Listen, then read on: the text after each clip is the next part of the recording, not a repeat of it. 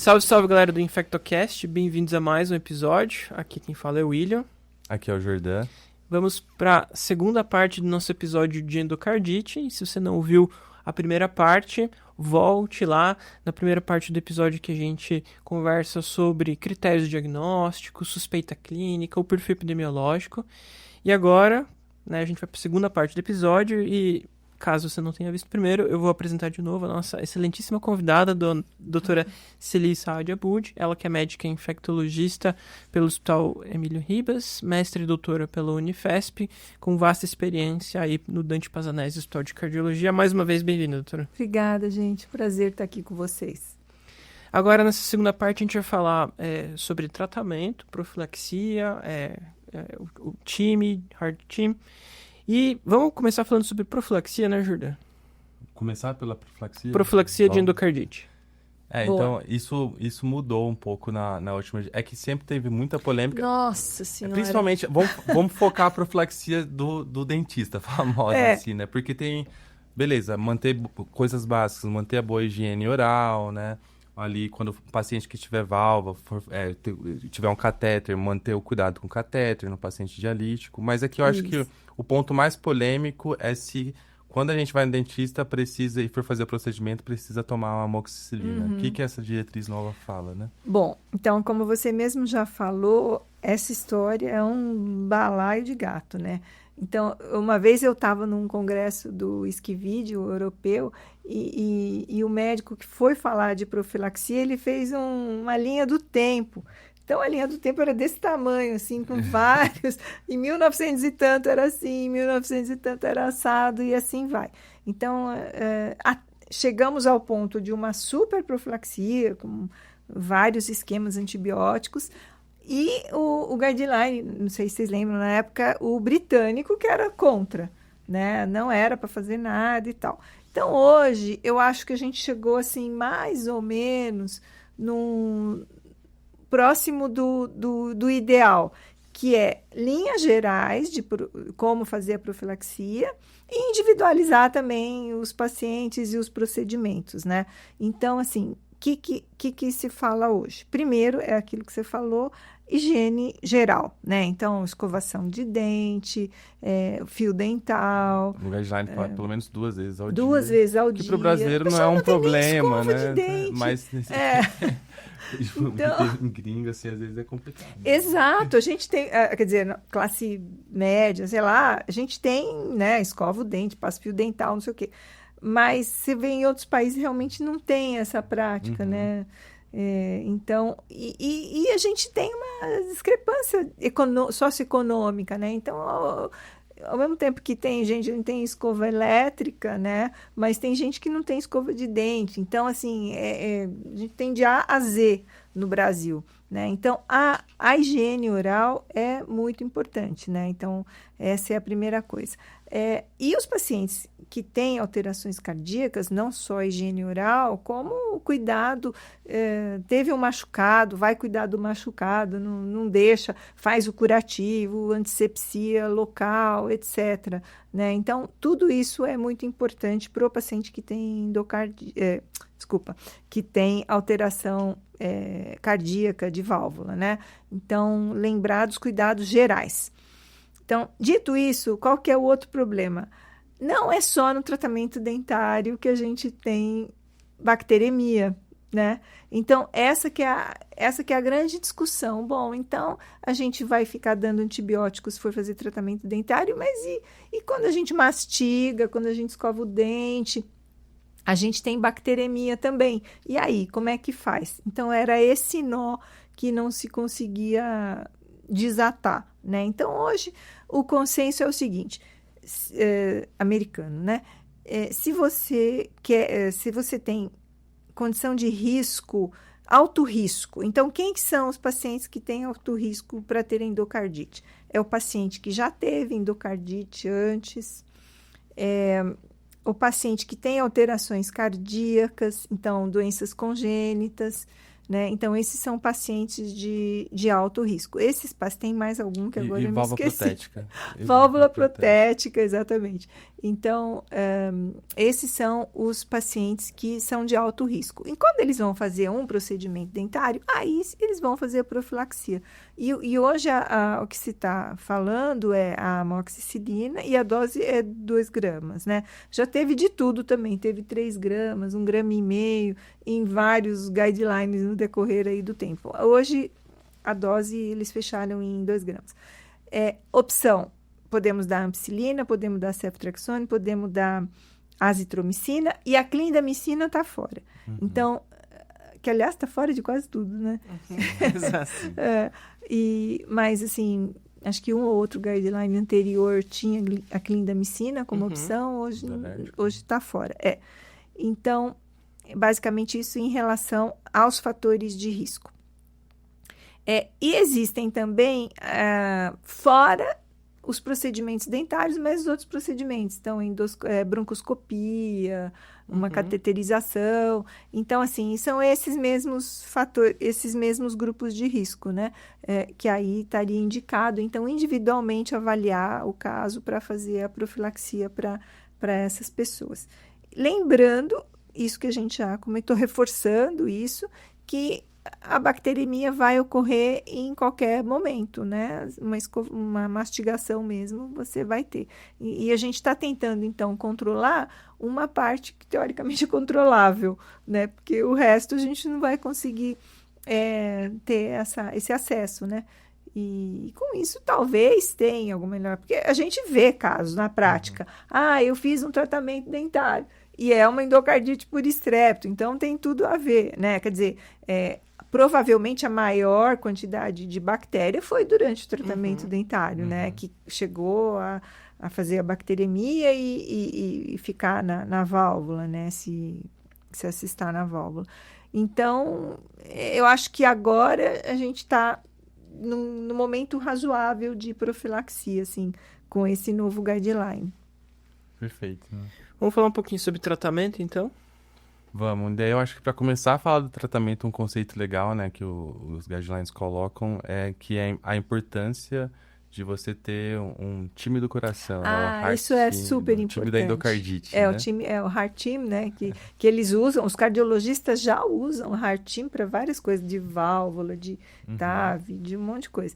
E o de endocardite, que é fundamental, porque como a gente falou no primeiro bloco, né, a endocardite, ela afeta todos os órgãos, afeta todos os sistemas.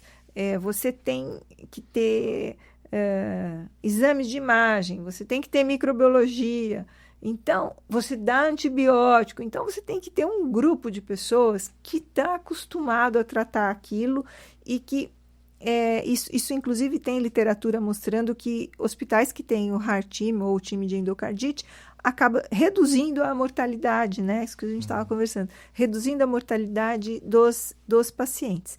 Então, é importante. Então, quem que seriam os médicos e equipe multiprofissional que deveria constar no Heart Team? Então, os titulares, digamos assim. Então, é o cardiologista, o cirurgião cardíaco e o infectologista. Então, hoje não dá para discutir endocardite sem esses 3 especialistas. Mas tem outros que também podem estar e devem estar, né, ser chamados. O ecocardiografista ou o pessoal da imagem. O pessoal da imagem, eu acho que tinha que estar no grupo titular pessoal também, da imagem, porque o eco, né, o PET, até para liberar o exame. Então, fica na pressão, né? Você chama um cara para o seu grupo. Então, tem isso. Mas a gente precisa ter também quem? Precisa ter farmacêutico clínico, porque a gente vai dar vanco, vai ter que saber como é que está a vanco, a dose da vanco, a área sobre a curva da vanco. Então, o farmacêutico clínico é importante. Microbiologista, importante também. Neuro. Esses você pode chamar de acordo com a necessidade. Para onde está embolizando. Aí vem o... Nefro, exato, né? O ortopedista pode fazer parte do time. Então, nefro, né? Muitos casos tem alteração para o glomerulonefrite, ou embolização, ou insuficiência renal que vai acabar com a diálise, ou veio com a diálise, né? Então, nefro é super importante também. Então, vascular, permicate, tirar, pôr, né? Então, também é embolização, né? Às vezes uma embolização periférica para membro inferior, tal. Então todas essas especialidades devem fazer parte, né, do Heart Team. Então, alguns titulares e os outros que devem ser chamados conforme a necessidade. Então, a gente tem que ter esse treinamento.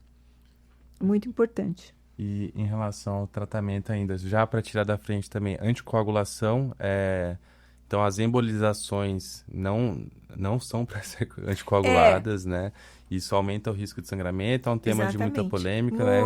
Não vai ser o infecto que vai falar isso, a gente vai estar junto com o cardio, tudo, mas no geral, a anticoagulação é mantida se o paciente, sei lá, tiver uma FA, tiver já uma condição predisponente que já deveria receber anticoagulação, mas você anticoagular por conta de uma embolização não faz tá sentido. Indicado. Você aumenta o risco de sangramento apenas e não traz muito benefício. Nem para neuro, né? Embolização neurológica também não está indicado. Agora, existem casos em que você tem uma imagem, você tem hemocultura, isso a gente vê e é difícil. Tem hemocultura positiva, e aí o eco fala que é um trombo. Isso é o dia. Né? É o que mais tem, eu acho que. É o que mais tem. Aí você fala, e aí? E aí? E aí? Você vai ter que tratar com endocardite, isso não tem jeito. Né? Mas como tem características de trombo, aí vai ter que fazer a anticoagulação, muitas vezes. Né? E muitas vezes diminui a vegetação, porque está o trombo associado. Né? Então, você não vai saber o que é o que. E é uma situação que acontece. Então, nesses casos... É algo muito comum, né? O paciente... Por isso que é importante, voltando do outro episódio, os critérios de Duke, né? Porque é comum, durante o eco, você ter achados que parecem vegetação. Às vezes pode ser uma coisa, um trombo na ponta do catéter, às vezes pode ser, sei lá, umas alterações, variações anatômicas, que esqueci o nome, mas tem uma clássica que sempre aparece lá. Eu já esqueci também. Um apêndicezinho que aparece, e volta e meia chamam a gente fala, putz, parece um trombo, mas o paciente, sei lá, até tem febre, mas às vezes ele tem uma pielonefrite, não tem nada a ver. Coisa, tem um catéter que você tira e resolve. Então, por isso que o fato de ter trombo não é diagnóstico de endocardite, você precisa dos outros critérios também, né? O critério de Duke é importante. Eu acho que antes da gente falar de tratamento, assim, vamos falar de válvula protética, válvula nativa, acho que eu queria falar primeiro, quando a hemocultura está negativa, a gente tem critério, então, sei lá, tem uma vegetação e todos os critérios menores. A sua experiência, doutora, assim, esquemas antibióticos empíricos? Então, também foi uma coisa que mudou um pouco, assim, no decorrer dos anos, né? Aquele paciente que vem de casa, da comunidade, ele tem uma endocardite, você fechou com uma endocardite, mas endocardite de hemocultura negativa. Então, o que a gente atualmente tem feito? Cobrindo o estáfilo, cobrindo estrepto e cobrindo enterococo. Porque, às vezes, a gente não consegue uma cobertura boa para enterococo com o esquema empírico, né? Então, a gente tem feito ampicilina, oxacilina e ceftriaxona. É uma bomba de beta-lactâmico, I know, mas é isso. Por quê? Porque se intragenta é confusão. O esquema alternativo ampicilina, oxacilina e gentamicina. A gentamicina ela tem grande chance do paciente ter evento adverso, ou vai ter insuficiência renal, ou vai ter alteração auditiva irreversível, né, que é a gentamicina irreversível. Então, a gente tem preferido evitar a genta nesses casos, né, e fazer esses três antibióticos. Então, é um esquema desconfortável, mas vai bem. Os pacientes até que vão bem, né? Conseguem a posologia tolerar. Que é ruim, né, também. A posologia é ruim, tem que ter um pique, tem um catéter central, porque e tem outra, né? Precisa ver se o paciente tolera tanto líquido assim, né? Porque só a oxa já é bastante, né? Então, nesses casos, não vou falar da negativa, que já é demais, né? Mas assim, o paciente que não vai tomar oxa, a gente pode dar cefazolina, né? E você tem menos quantidade de líquido se ele tiver uma IC, alguma coisa assim, né? Ou faz diálise. Então, acaba sendo a cefazolina uma boa opção também para ele, né? Então, esse é o paciente... Em vez da oxa, né? Estou falando. Empírico, tratamento inicial no paciente da comunidade com válvula nativa. Ampioxa e ceftriaxona ou genta. Perfeito. Então, assim, eu acho que o mais importante é a gente conhecer os agentes infecciosos para ir pensando nas opções. Por isso que a gente surta sem hemocultura. Exato. Porque, olha o problema.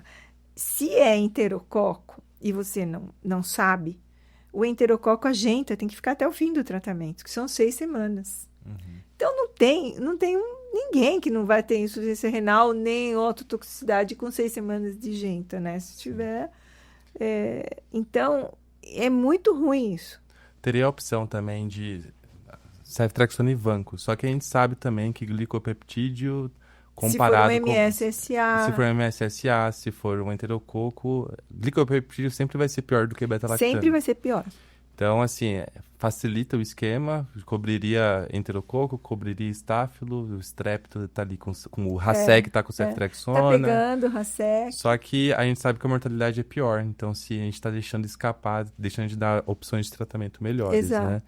Então, assim, realmente a gente tem que pensar ali no esquema, tentar priorizar beta-lactâmico, e esse é um esquema bom, apesar da posologia ruim, né? E se for agora eu vou começar a fazer as perguntas ali. E se for um paciente com válvula protética, né? Aí a gente vai ter que separar, né? O tempo. Isso. Paciente com prótese. Então, uma prótese valvar, né? É muito importante mais de um ano, saber se é mais de um ano ou menos de um ano.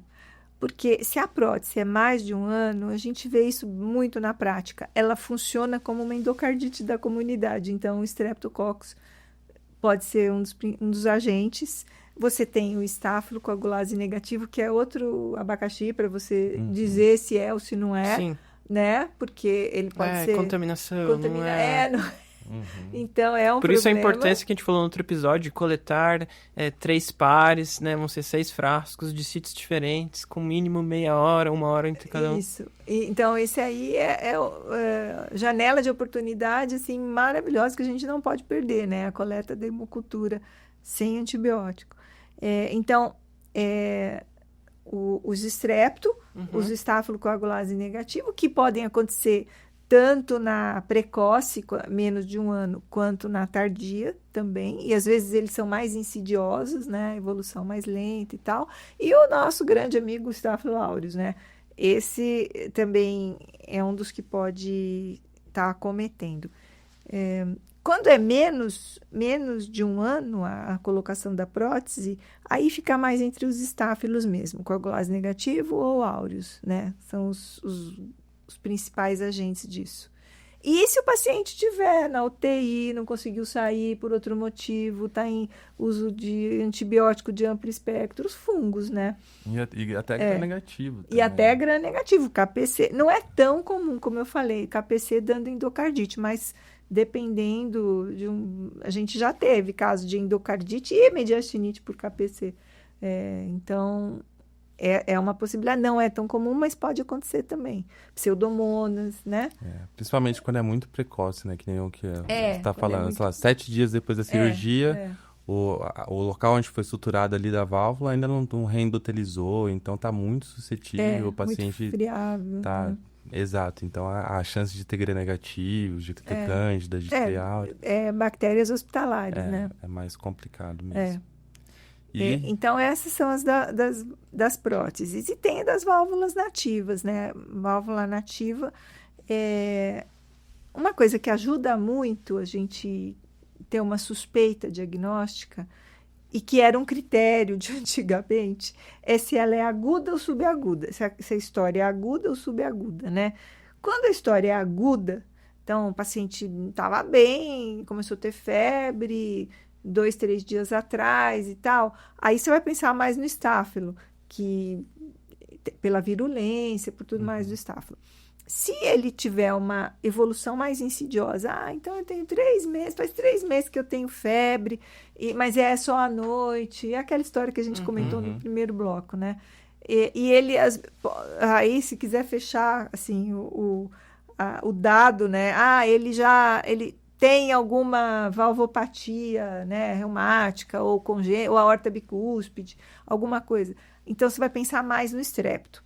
Então, isso ajuda, né, falar em aguda e subaguda nessa situação. Bom, se for para estáfilo, uma coisa importante que nos guidelines anteriores já se associava ao aminoglicosídeo ou oxacilina. Isso já caiu, já desde o penúltimo, né? E esse novo também reforça isso, que é só drogas beta-lactâmico anti-estafilococos, né? Para a nativa, em torno de 4 semanas, para o estafilococos. Que mais que a gente... os estrepto. Os estreptococos em válvula nativa, então a gente pode ampicilina, penicilina ou ceftriaxona. Pela comodidade posológica, a gente acaba dando ceftriaxona. E nesse caso, são 2 gramas de ceftriaxona, não precisa ser mais que isso. 2 gramas uma vez ao dia. Diferente do enterococo. Quando a gente vai tratar o enterococo, aí tem 2 esquemas possíveis, né? Para o multi-S. Ampicilina mais gentamicina, e aí entra naquela história da gentamicina 6 semanas, que tem que ser o tratamento do enterococo, às vezes 6 a 8 semanas, se for válvula protética, ou ampicilina e ceftriaxona, mas nesse caso é 2 de 12 em 12 horas. Então, 2 gramas de ceftriaxona de 12 em 12 mais ampicilina, né?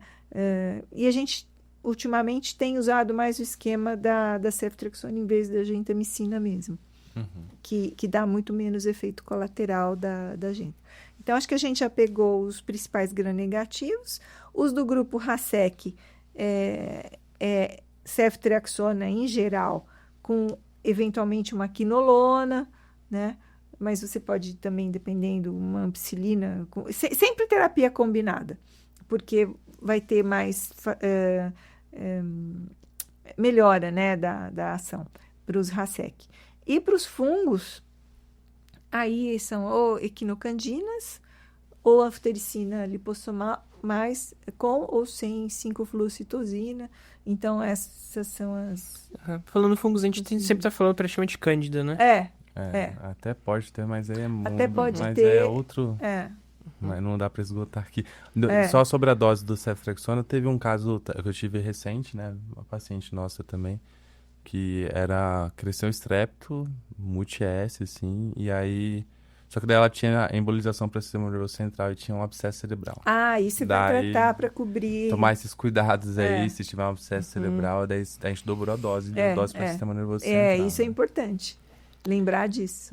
Eu arrisco dizer que se tem um momento que você vai acabar abrindo os guidelines de novo, individualizando tratamento, assim, endocardite nunca é fácil tratar, às vezes é uma situação que você vai parar e pensar 2 vezes, discutir com a equipe, conversar com alguém conversar com alguém que entende melhor.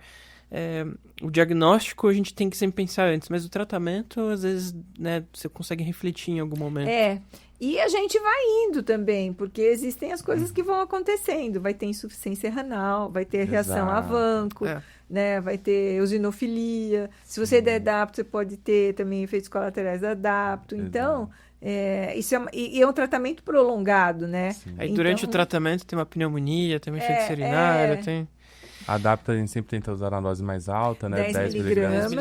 A 12 se for enterococo, né? A senhora já usou teicoplanina alguma vez? A teico, já usei.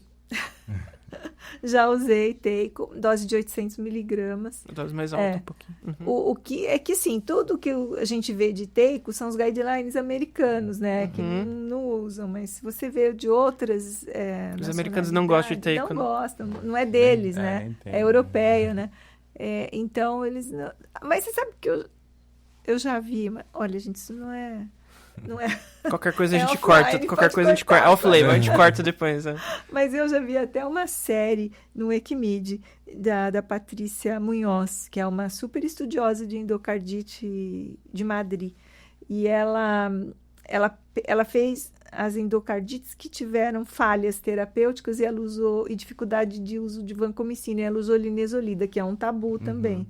E ela teve sucesso. Né, tá publicado, já tem um tempo até isso aí.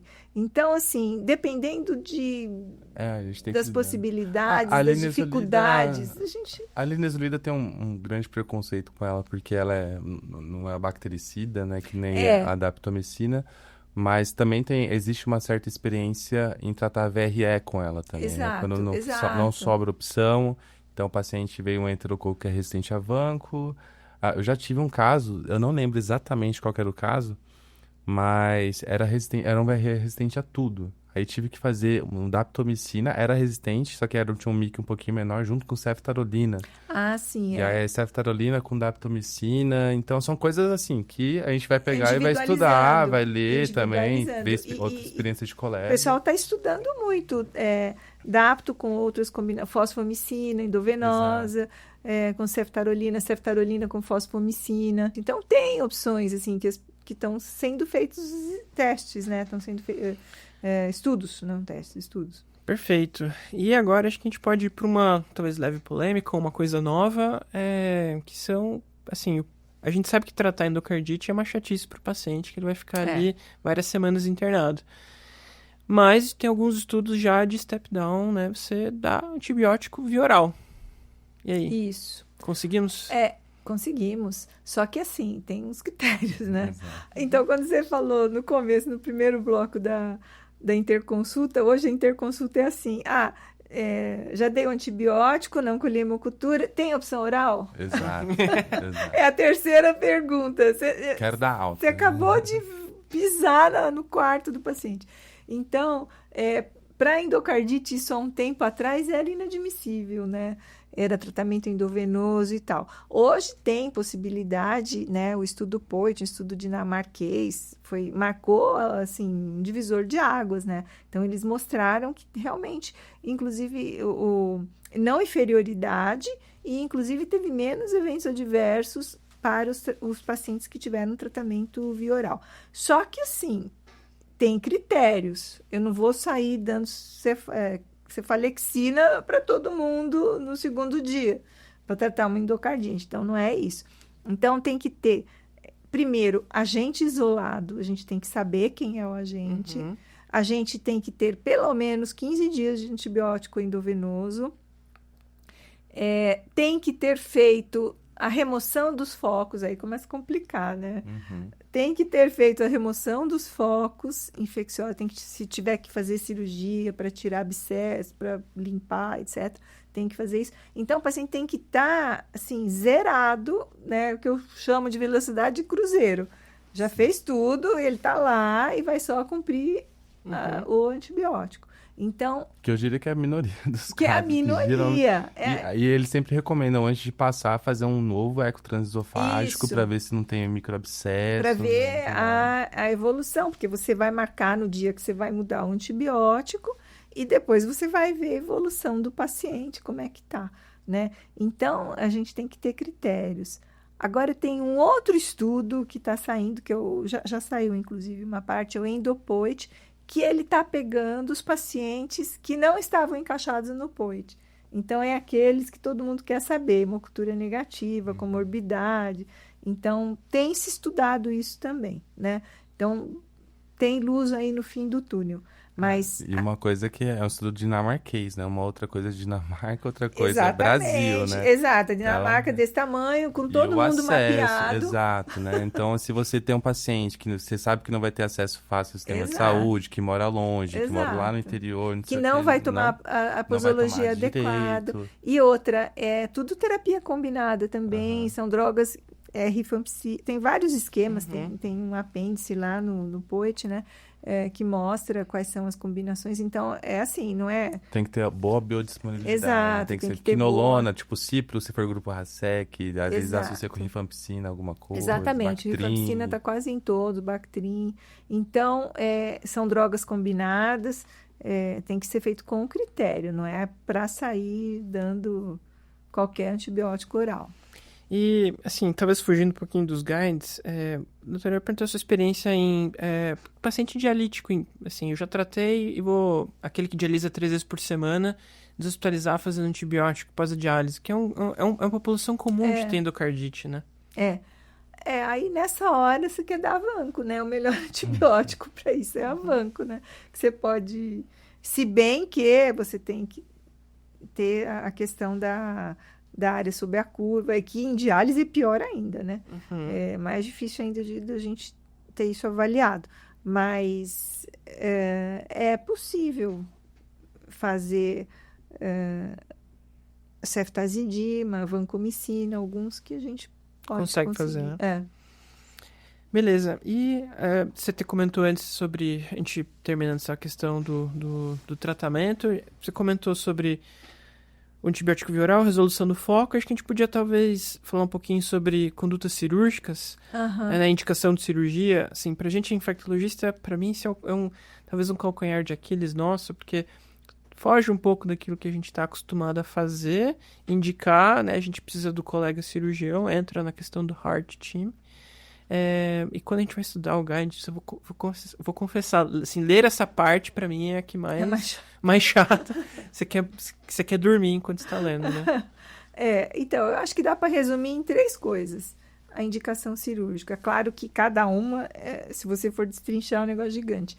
Então, as 3 coisas. Primeiro, alterações cardiológicas, né? Então, às vezes, tem ruptura de válvula. Aí é uma indicação cardíaca, né? Do cirurgião, do cardiologista. Então, teve casos, assim, que o paciente estava tratando, de repente, chega no fim de semana, foi para cirurgia. Nossa, foi para cirurgia. É porque rompeu a válvula. Aí é o próprio cirurgião que já está levando, você nem precisa, né, se indisponibilizar. Então, questões cardíacas, IC, ruptura, né, essas coisas. A outra coisa é processo infeccioso não controlado. Então, manutenção da bacteremia, sepse, febre que não termina, isso tem que olhar bem, se não é reação à droga também, né? Como é que está o paciente, tudo. Então, foco infecção não controlada. E a terceira coisa, que essa é mais difícil, eu acho, é evitar a embolização. Então, se você tiver vegetação grande, mais que a literatura fala entre 10 e 20 milímetros, né?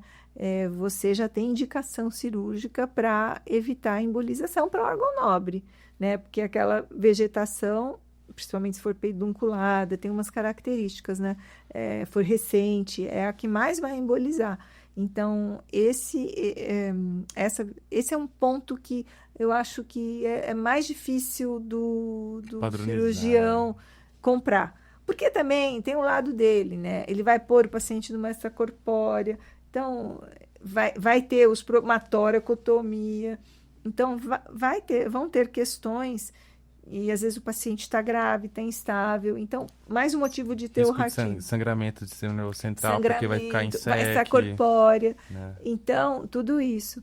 Então, tem esse lado também, a gente entende. Mas também eu acho que os cirurgiões também têm que ver o nosso lado. Que nem tudo se resolve com antibiótico. Antibiótico é ótimo, mas tem que ter controle de foco, tem que tirar substâncias necróticas, tem que limpar, né? Abscesso, Hipócrates já dizia isso, né? Que a gente tem que drenar abscesso, né? Então... ou então um ponto mais difícil é justamente padronizar a questão. O que seria uma vegetação com maior propensão a embolizar? Exato. É o tamanho, que é esse entre 10, 15, ali a gente não sabe direito. E aí outras coisas vão ser levadas em consideração, né? Então, uma coisa é um paciente com 10 milímetros jovem que tem uma boa condição cirúrgica. Se for a mesma vegetação numa pessoa mais idosa, com várias comorbidades, talvez a gente tente segurar mais pelo medo da cirurgia. Então, tudo isso vai ser levado em conta e por isso a importância do Heart TV. Muito, muito importante. E o que mais? Outra coisa de cirurgia, a gente falou só do coração, mas principalmente falando de Staphylo aureus, muito comum, às vezes, o paciente tem artrite séptica, então vai precisar do ortopedista de controlar outros focos, piomiosite, enfim, isso pode acontecer. Então, se você só cuidar do coração e manter o paciente com um cotovelo gigantesco, cheio de pus, não vai resolver. Então, inclusive, é importante você ter tocado nesse assunto, porque paciente com osteomielite de coluna, com artrite, você tem que fazer o contrário, você tem que procurar endocardite, você tem que afastar a endocardite, né? Por Staphylo, você vai lá, ele tem uma osteomielite de coluna, tem hemocultura positiva para Staphylo. Você tem que olhar ou fazer um eco desse paciente, né? Então, isso é muito importante da gente levar em consideração. Hoje os manuais, as literaturas estão falando bastante disso, né? E o tempo de tratamento também, às vezes, não vai ser aqueles 6 semanas apenas. Isso, o que manda vai ser o pior, né? É o que demanda mais tratamento, mais tempo. Exatamente. Eu ia comentar sobre ultrassom de controle, né? Que às vezes a vegetação continua lá, né? Às vezes a vegetação não vai... Assim... Ela não vai sumir, só se ela for embolizada, né? Isso que a gente ia perguntar, quais são os critérios de cura, assim, né? Só o tempo... Clínica. É hemocultura negativa, né? Então, quando a gente tem uma hemocultura positiva, aquilo que a gente faz para Staphylo, de fazer a cada... Staphylo e fungo, né? Cândida, a cada 48 horas, para ver a partir do dia que negativou, e aí esse vai ser o dia 0, daqui para frente. Para estrepto, o estrepto morre mais rápido, né? Mais fácil. Mas o estrepto emboliza também. Ele pode ter embolização silenciosa em algum lugar. Ou aneurisma micótico, porque ele tem uma evolução. Aí a gente volta lá para o passado, aquela evolução subaguda. Deu tempo dele fazer imunocomplexos nos grandes vasos e romper alguma coisa depois do tratamento. Então, tem que ficar atento para isso também. Mas a definição do tempo é a cura clínica microbiológica, né? Hemocultura negativa. E, de maneira geral, é isso. O eco, você pode fazer, inclusive, tipo um eco de alta para ver como que o paciente saiu, porque ele é um paciente de risco para ter uma outra endocardite. Se ele não operou. Se ele operou também, né? Porque ele tem mal. O guideline, ele coloca... Você tem recomendação de fazer um eco novo, até um eco transesofágico antes de dar alta para o paciente, mas com o objetivo de estabelecer um novo basal daquele paciente. Exatamente. Você tem um marcador para ver se aconteceu alguma coisa. Não, ele já tinha um eco de tal data que já tinha. Então, não mudou, está igual, ou até diminuiu. Então, isso é muito importante. É com esse objetivo. E se o paciente tiver de novo, né, tem um critério também de tempo, do que é uma recidiva, uma recorrência, né? Se é uma nova infecção ou é a mesma infecção que voltou por estar mal resolvida. Exato. Né? Existe um tempo mágico aí de 6 meses. Normalmente os Staphylo e as cândidas voltam. E aí é uma coisa importante que a gente tem que falar da terapia supressiva, né? Em algumas situações... onde não foi feita a retirada cirúrgica por incapacidade, por problemas assim, de dificuldades técnicas até, né, ou pelo próprio paciente ser muito comórbido, muito grave. Então, algumas situações a gente vai fazer a terapia supressiva com antifúngico ou com alguma droga para Staphylo, dependendo do agente, lógico, por um tempo aí a definir. Muitas vezes pro resto da vida. Muitas vezes pro resto da vida. Que antigamente a gente falava endocardite fungo. Ainda né? É cirúrgico a maioria das vezes, né? É cirúrgico e volta mesmo. Não é cirúrgico quando o paciente não vai morrer com certeza na mesa. Daí você acaba, às vezes, optando por um tratamento supressivo. Você está falando de endocardite... Por fungo, por cândida. Tanto por conta da dificuldade de tratar o bicho e até as vegetações costumam ser grosseiras, vegetações grandes que embolizam. Então, já teria essa própria indicação, mas às vezes não existe a possibilidade e às vezes acaba... indo mais pro lado do às vezes é um marca-passo, o paciente com marca-passo aí já complica, mas vai complicando. Vai complicando, né?